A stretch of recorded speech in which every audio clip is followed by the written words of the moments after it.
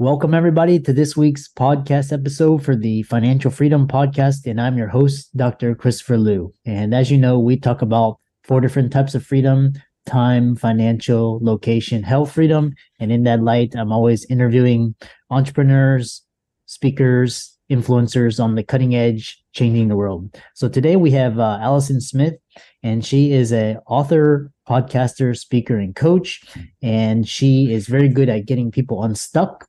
And today's talk is going to be all about patterns, looking for solutions, changing your perspectives, which is really interesting. So with that, I'll welcome Alison to the show and let her introduce herself. So welcome, Alison. Thank you for having me. It's a pleasure. Yeah, I know we had connected through Podmatch, which is kind of like a Airbnb matching service. Tell us about you, yourself, how you got started, and we'll go from there. I live in Scotland, and I, about 22 years ago, started the journey, I suppose, of self-development, personal development journey. Did a neuro-linguistic programming course, and the rest, they say, is history in terms of it changed my way of thinking, my perspective, and then it enabled me to help others to change theirs, really. And I suppose over that time, realized that I was very good at getting people unstuck. Yeah, and what's interesting is, as I've talked to a lot of entrepreneurs about, getting unstuck, sometimes it's trauma, core beliefs, values. Tell us, you have a unique perspective. Tell us about that. Yeah, mine's when you've tried everything else. So I don't think you'd come to my sort of tools and techniques first, in as much that you'd more than often try, if you're quite a logical thinker, you might try some logical tools to get unstuck first, or you might try other, I suppose, health practitioners that you're more comfortable with. Where my tools come in is they're very good at bypassing logic. So what I discovered for myself and for clients is my brain's really good at not wanting to change. So it can get very fixed in, this is the situation, I'm stuck, and I'm stuck. And it doesn't matter what you tell me, I'm not going to change my mind about being stuck.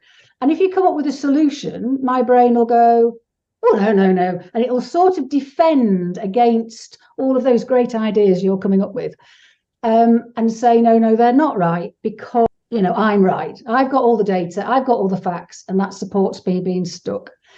And that is how my brain works. And so what I discovered and started using 22 years ago was metaphor. And that bypasses my brain's ability to defend against great ideas, because it's as if it bypasses and opens doors in my brain, and therefore in other people's brain, to solutions. Because I believe we've all got the solution. It's just that when we're stuck, for whatever reason, whether, as you say, whether it's historic events that have happened, beliefs, values, the doors are closed, and therefore we can't get into the room that's got the solutions. Metaphor helps us do that, because it puts to one side, I say that we send logic on a hot sort of coffee break. So logical thinking goes on a coffee break, and we just have a bit of fun without all the content and data of the situation. And we just look at the patterns.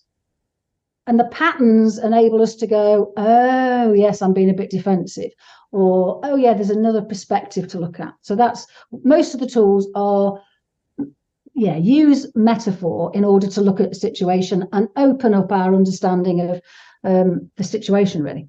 Yeah, I love that. And really, when you talk about like language and patterns, how you see things, it's quite interesting when you start being mindful and aware of like what your thoughts are and how you're perceiving things. Yeah, and I think that's where, to be fair, that's where the book came from. I've written a book, Can't See the Wood for the Trees. And it came from the fact that I started using nature as a metaphor for helping people solve problems. So you go out into nature and just notice the patterns, and people would go, oh, I'm on a path, and I haven't got a path in that situation. And, oh, I just need to follow the path or whatever. And then, as you say, what I then discovered and heard in people's language was the fact that they were using these terms and they were hidden metaphors in the language all the time, specifically nature ones. So people say, can't see the wood for the trees, stuck in a rut, going around in circles, like a fish out of water. There's all sorts of idioms, and they change, dependent on where you are in the world. But the idioms make sense to us. And if we are mindful when we're stuck of the idiom we're using, I would contend, rather than it being a description of I'm stuck, so I can't see the wood for the trees, and it's an absolute positive statement. Oh, hang on a minute. That's a metaphor. So if you were really in a wood and you couldn't see it for the trees, what would you do? And then you can come up with a whole list of solutions. Get a map, follow a path out, climb a tree. So you come up with a list of solutions, and then it's like, oh, I said I was stuck and I couldn't see the wood for the trees, but I could get a map. I could follow a path out. And the solution that I find the funniest is quite often we can't see the wood for the trees because we keep planting more trees. And so sometimes it's about remembering that we're have our own responsibility for not making our life even more difficult by keep planting more trees and saying yes to things. Yeah. And tell us when you talk about, tell us you talk about metaphor, language, nature, and then you have landscaping your life, which it's very interesting language when you talk about that. Yeah, it's interesting in as much that I've used that term to describe the using landscapes of metaphors for our lives for 22 years. Sometimes people think I'm a landscape gardener, but I think because I've used it and because I'm quite comfortable with it, over time it's becoming, so the company name is now Landscaping Your Life. The podcast is Landscaping Your Life. I'm always referring to that. It is all of the tools I've mentioned. It is about using landscapes. Sometimes it's about going out into nature and absolutely inviting nature inviting you to notice the patterns in nature to provide solutions. Sometimes it's just imagining nature in your mind or doing collages or drawing. So in workshops, sometimes if we don't go out, then people might just draw and therefore, I suppose that's more to do with the landscaping. What does the current landscape look like? Draw it. What would the landscape that you'd like to move to look like? And then doing various different things to be able to enable you to move from one to the other. Yeah. When you talk about, because you reference NLP and it's really powerful, can you talk to us about using language to find solutions? I think for me, it's about noticing the language and also noticing the effect the language has on you as you say it, because one person might use, so for instance, I had one client who was looking for answers and they couldn't find the answers. But as soon as they started looking for solutions, they saw so many. Now, the situation wasn't any different, but the language, the specificity of the word they were using changed and enabled that door to open for them to see solutions they couldn't see when they were saying, I'm looking for, answers.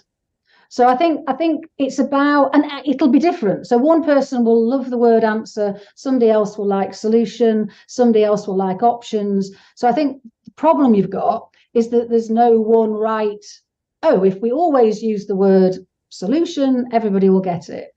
So it is noticing in our own language, and obviously the language of our clients. Oh, that's interesting. When they said that word, it closed them down to options. What other options might we be able to use? And sometimes it's bringing it into conscious awareness to say, when you said that, it closed down the options. You're telling me that there aren't any solutions. What other words might there be that make you feel different?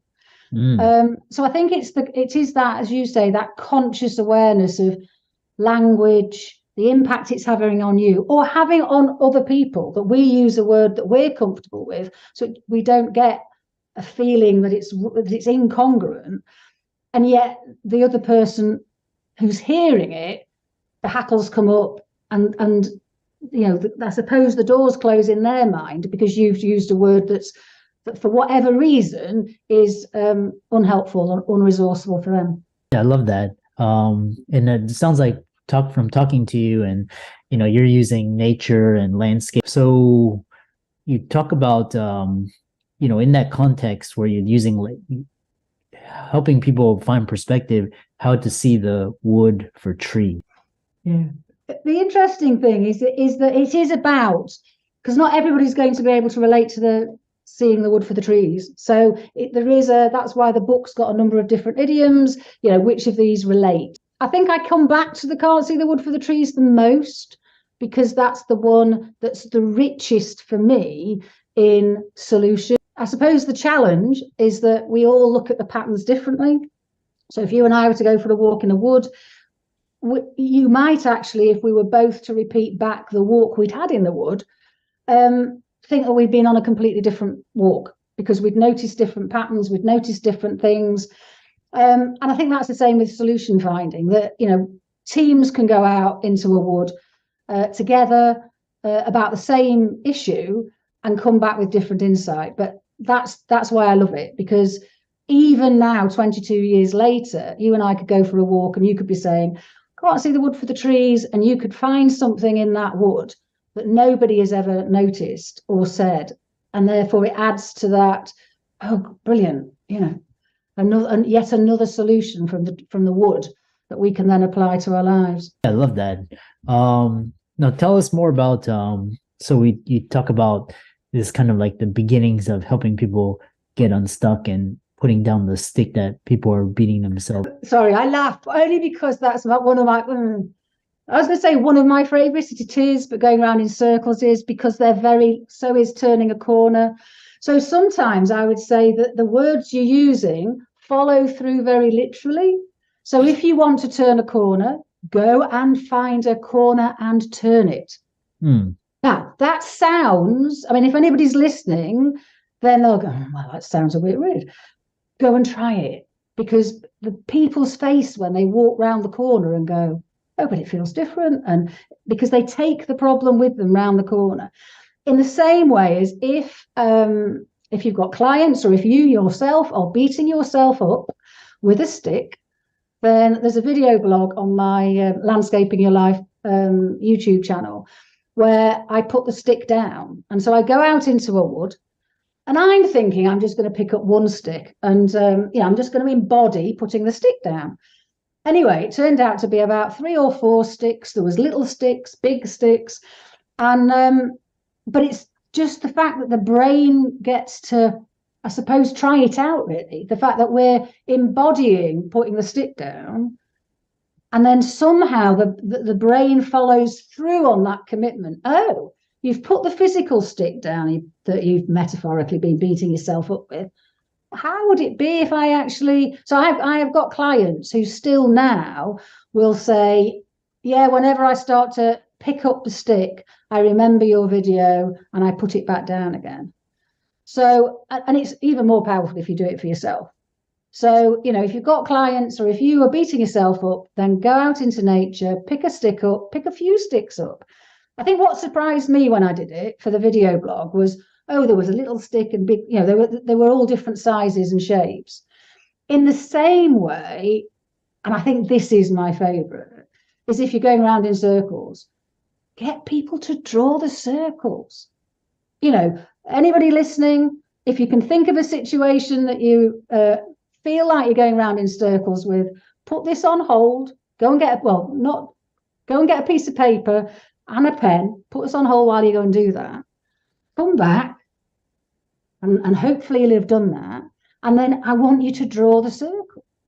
And draw the circle, and I'm going to have to do it while I'm telling you, but it's that you draw the circle that represents the situation, and just notice what you notice about the shape, the size, the speed with which you're going in circles, and then change it. It might be sometimes that the difference is by going quicker or going slower or changing the direction.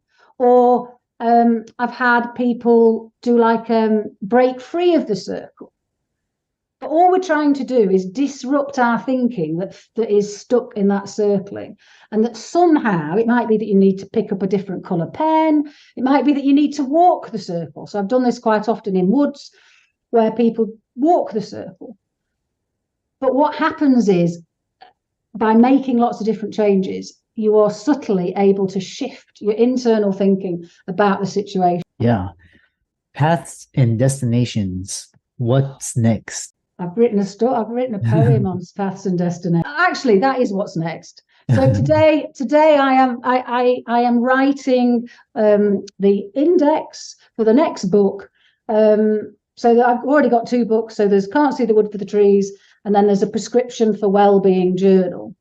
And the 3rd book is Catching the Next Wave, which is short stories and poems to get you back on track. And in some respects, it's going deeper into metaphor, because the stories are metaphors, as are the poems. So one of the poems is about paths and destinations, and it's just a different way of helping people get back on track, continuing that theme of connecting with their inner wisdom rather than trying to solve problems logically all the time. Yeah, I love that. So tell us more, as we're coming to the end, you can tell us, the audience, I'm sure they're interested in talking to you. And I know you have a book and you have a podcast. So tell us more about how they can, reach out and pick those out. There's lots of Alison Smiths in the world. So I would suggest that they search Landscaping Your Life, because if you search Landscaping Your Life, you'll find me, whether that's Landscaping Your Life on YouTube, Landscaping Your Life podcast, which is on all the various different podcast channels. Even Landscaping Your Life in Amazon will find the Can't See the Wood for the Trees book. So I think Landscaping Your Life in LinkedIn, Facebook. So I think that's the easiest way, because as I say, you'll be there forever trying to search Alison Smiths, but Landscaping Your Life, you'll find me. Yeah. And for all the listeners out there, let's think, Alison, the one key takeaway I loved is this use of language and metaphors, and how you're talking about nature and woods and how to really get unstuck and fulfill your best potential. Be sure to check her out. She's on Facebook, LinkedIn, Instagram, Twitter, YouTube, as well as she's got a podcast and a book. And I love this idea of landscaping and how to change it. So, fantastic interview, and thanks so much for coming on to the podcast.